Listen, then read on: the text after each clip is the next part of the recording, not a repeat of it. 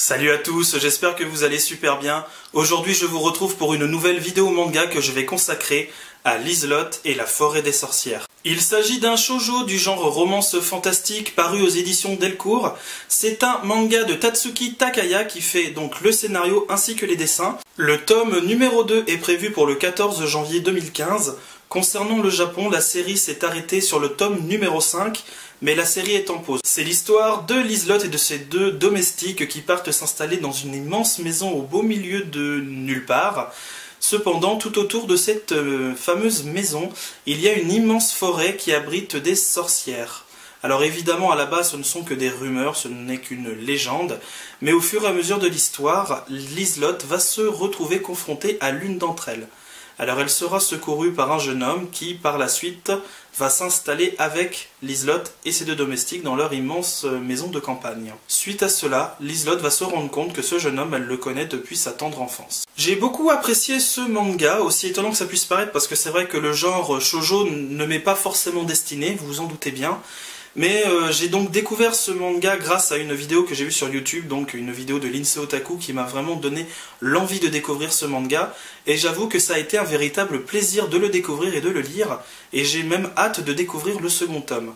Alors ce qui m'a vraiment plu dans Liselotte, c'est bien évidemment les dessins qui sont juste magnifiques, le chara design du dessinateur, je le trouve somptueux. Concernant ce tome numéro 1 qui commence, on va dire tranquillement, par la présentation des personnages, on voit comment ils s'installent dans cette grande maison, et par la suite, c'est vrai que la rencontre avec la première sorcière, on ne s'y attend pas du tout, ça tombe voilà comme ça, d'un seul coup dans l'histoire. Le fameux chevalier héros qui débarque, évidemment, lui aussi c'est une surprise, on voit quelqu'un d'assez charismatique. L'énorme point fort de ce tome numéro 1, c'est véritablement la fin du tome, qui nous plonge dans un suspense absolument énorme, et on attend avec impatience le tome numéro 2, et je pense qu'au tome numéro 2, l'histoire va vraiment décoller, et qu'il va se passer énormément de péripéties. Bien sûr, il se passe énormément de choses déjà dès le tome numéro 1. Alors je vais vous présenter tout de suite la couverture du manga que je trouve juste magnifique.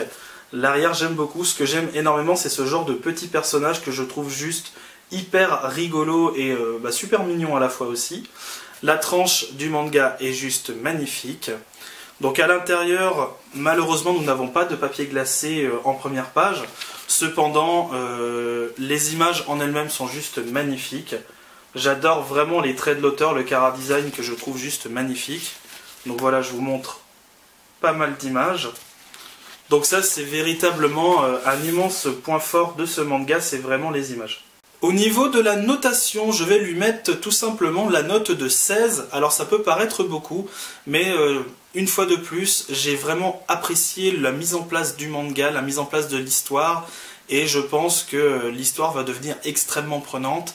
Il n'y a pas énormément de tomes qui devraient suivre. On sait que, bon, comme j'ai dit tout à l'heure, au Japon, la série est en pause. Sachez également que le prix de vente de ce manga est de 6,99 €, donc c'est tout à fait raisonnable. C'est ainsi que va s'achever ma vidéo consacrée à Liselotte et la forêt des sorcières. J'espère qu'elle vous a plu.